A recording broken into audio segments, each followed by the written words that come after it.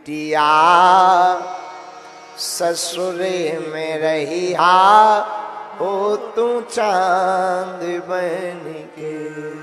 बिटिया ससुरे में रहिया हो तू चांद बन के। सब समाज यही भांति बनाई, जनक अवधपुर दीन पठाई।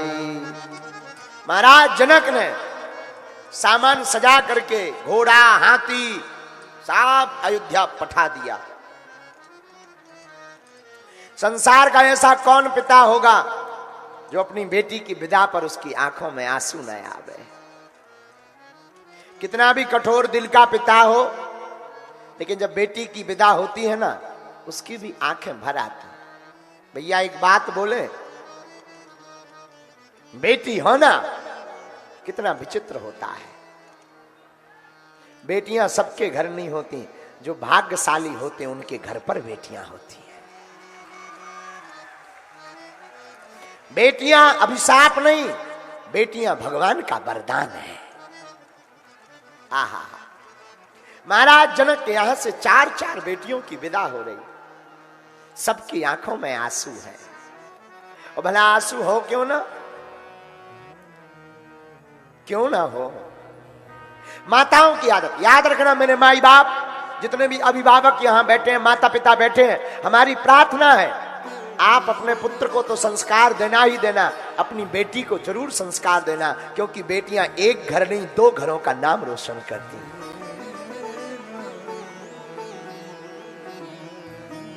कहना बेटी तुम जिस घर में जा रही, आज से तुम्हारे माई बाप तुम्हारे सास ससुर हैं।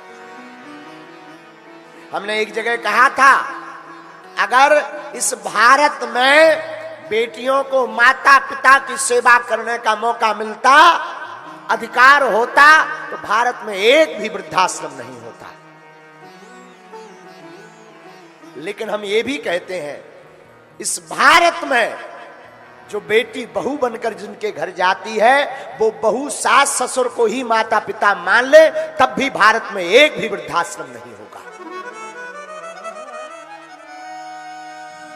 लेकिन बड़ा उल्टा जमाना है मेरे माई बाप, बड़ा उल्टा जमाना, कोई किसी का नहीं। बहू चाहती है हमें जो सासू माँ मिले वो हमारी माँ जैसी स्वतंत्रता हमको दे, और सासू माँ चाहती है जो वो हमें बहू मिले ना, वो बेटी जैसी रहे।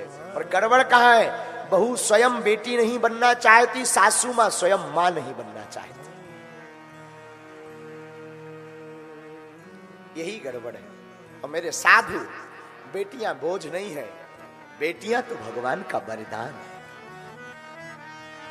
अपनी बेटी को समझाना जरूर, ताकि आपकी बेटी पराए घर जाए तो आपका भी नाम रोशन करे। मेरे भाई बाप, बेटियां सबके घर नहीं होती। उन बेटियों से पूछो जो एक पल में, जिस घर में 20 साल रहती, खेलती खाती पढ़ती बढ़ती चहचहाती जिस आंगन में, एक पल में एक रात में दूसरे घर को अपना घर बना लेती। बेटियों का कभी ममता छूटता नहीं भैया। रक्षाबंधन आती ना, रक्षाबंधन पर बहनें आ ना पाए ना, बेटियां जा ना पाए ना, विवाह हो जाए और न आ पाए, तो वो तुरंत क्या करती हैं, तुरंत वो कोई पड़ोस का जा रहा हो ना, तुरंत बना लेंगी, तुरंत पैकेट बना देंगी, राखी रख देंगी। अंकल अंकल आप जा रहे हो, ये राखी हमारे भाई तक भेज देना, ताकि हमारे भाई की राखी कलाई राखी के बिना सूनी ना रहे। भैया बेटियां सबके घर नहीं, ईश्वरीय कृपा वालों के घर पर होती है। मेरे माई बाप याद रखना, एक जगह एक छोटी बच्ची बैठी थी और 2 बड़े बड़े व्यक्ति बैठे हुए थे। एक व्यक्ति कह रहा था, भैया हम पर तो भगवान की बड़ी कृपा है, एक भी बेटी नहीं 2 बेटे हैं, पर तुम्हारे ऊपर तो पता नहीं भगवान क्यों रूठा, तुम्हारे यहाँ बेटियां ही बेटियां दे दी। इतना सुना, इतना सुनते ही एक छोटी सी बच्ची वहां बैठी थी और दोनों हाथ जोड़कर बोली, अंकल अंकल अंकल माफ करना, बेटियां भिखारियों के घर पर पैदा नहीं होती है।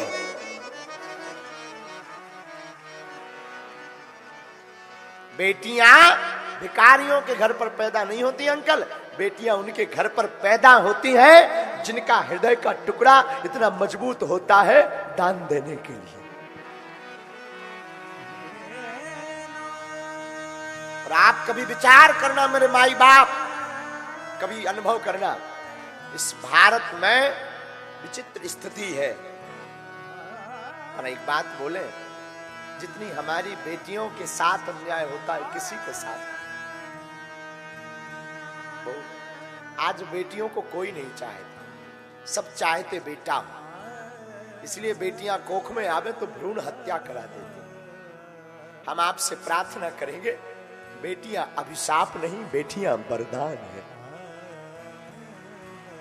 बालक तो बेटे तो एक घड़ी विचित्र निकलते हैं, बेटियों का विवाह भी हो जाए ना तब भी वो मरते दम तक माता पिता की, अच्छा माता से प्रेम बेटियों का हो ना हो पर पिता से जरूर होता है। पिता 12 बजे 2 बजे रात को आएगा, एक घड़ी पत्नी नहीं उठेगी, उसकी पुत्र नहीं उठेगा, पर बेटी तुरंत उठ करके दौड़ करके बाल खोल करके कहेगी पिताजी कहो तो भोजन बनाऊं।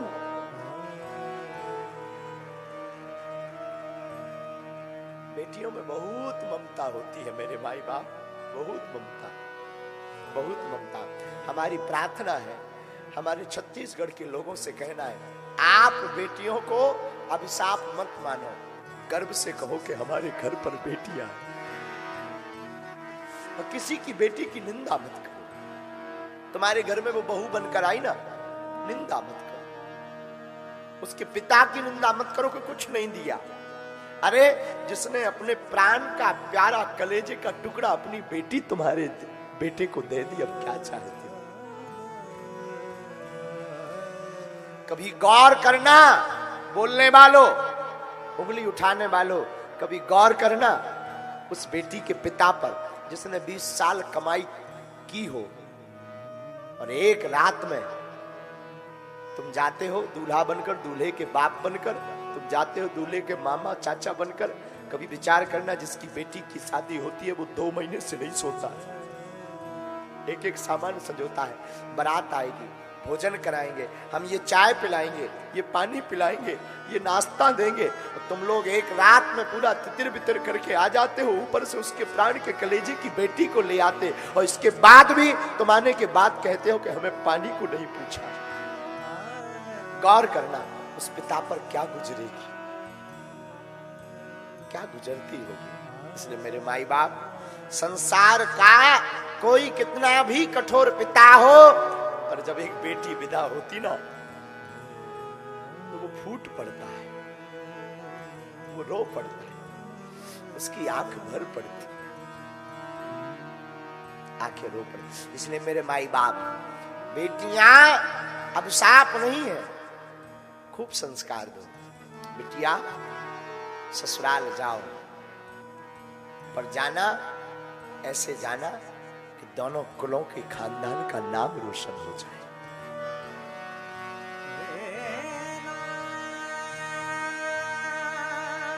दोनों कुलों की महिमा गा देना। तुम्हें लगता है विवाह साधारण है, कहने में विवाह साधारण है, पर एक नजर कभी इस आइकॉन से देखना, जिस बच्ची ने 20 साल अपने एक घर में गुजारे हो, एक आंगन में खेली हो, एक गांव में पड़ी हो, एक माता पिता की छत्र छाया में जी हो, एक भाई का नाता निभाया हो, वो एक रात में पराई हो जाती है, उस पर क्या बीतती है। रह रह करके उसको माता पिता याद आते हैं, रह रह करके वो रह रह करके माता पिता को ढूंढती है। और मेरे साथ उस बेटी को, जितने भी यहाँ पर माता पिता बैठे हैं ना, तुम्हारे घर पर कोई बहू आए ना, जैसी तुम्हारी बेटी वैसी वो भी किसी की बेटी है। इस पूरी दुनिया में लड़ाई ईगो की है। अगर ईगो त्याग दिया जाए ना, इस पूरी दुनिया की लड़ाई शून्य हो जाए।